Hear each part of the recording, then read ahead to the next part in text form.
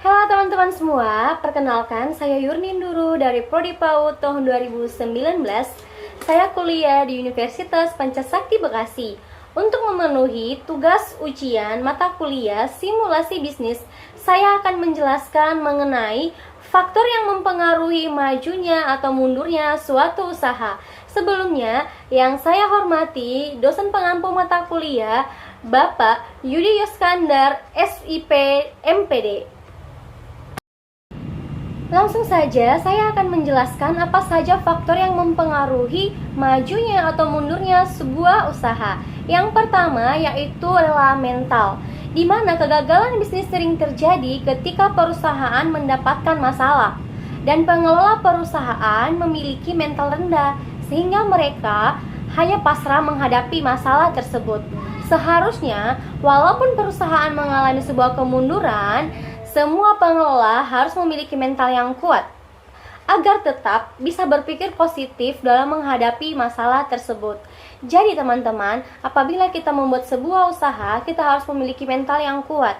Jangan mudah kendor gitu. Jangan mudah takut, apalagi kalau kita diperberatkan dengan sebuah masalah dalam usaha yang kita jalankan.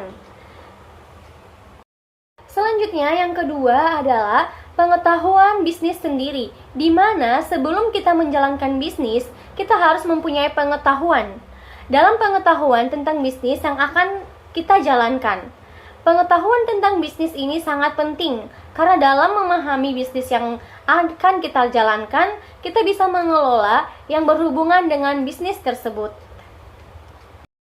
Selanjutnya, sumber daya manusia. Di sini, pemegang tertinggi perusahaan harus bisa mengontrol semua aktivitas karyawan dan produksi usahanya.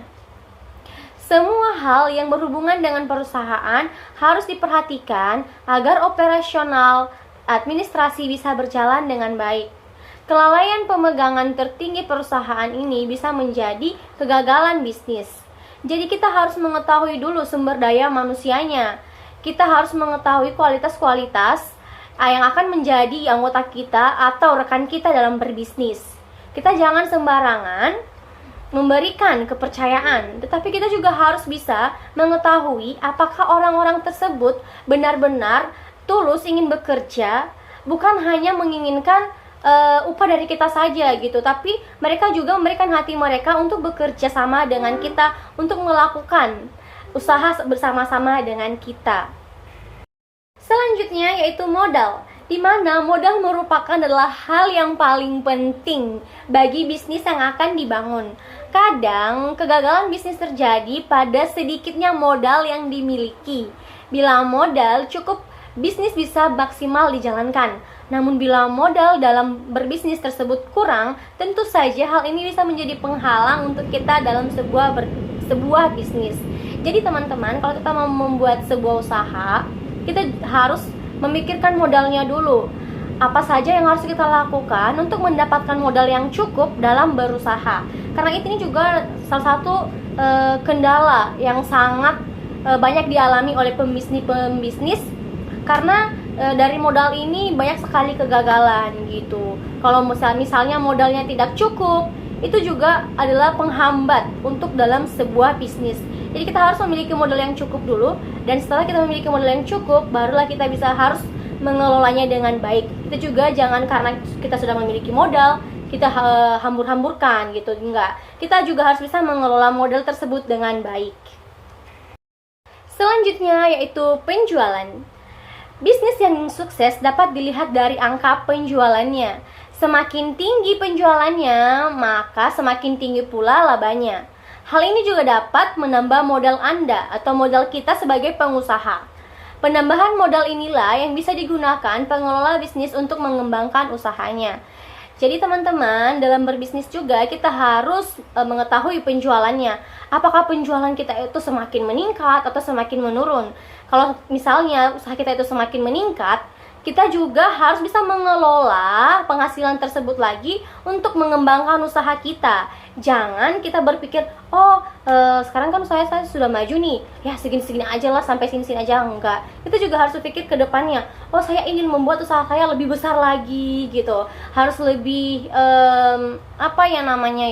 harus lebih kreatif lagi dalam usahanya agar lebih maju lagi ke depannya. Yang terakhir adalah perencanaan bisnis, di mana sebelum menjalankan bisnis, kita harus bisa merancangkan bisnis yang akan kita jalankan. Bagaimana kita memulai bisnis tersebut dan mengembangkannya agar bisa menjadi perusahaan yang besar. Mulai dari jenis bisnis apa yang akan kita jalankan, target pasar, harga jual, serta strategi pemasaran yang efektif dan efisien bagi bisnis kita gitu. Kita harus mencari perencanaan bisnisnya agar usaha kita tersebut bisa berjalan sesuai dengan yang kita harapkan. Baik teman-teman, demikian dari saya. Kiranya materi ini bisa bermanfaat untuk kita semua dan kiranya usaha yang kita jalankan bisa berjalan dengan lancar. Bye.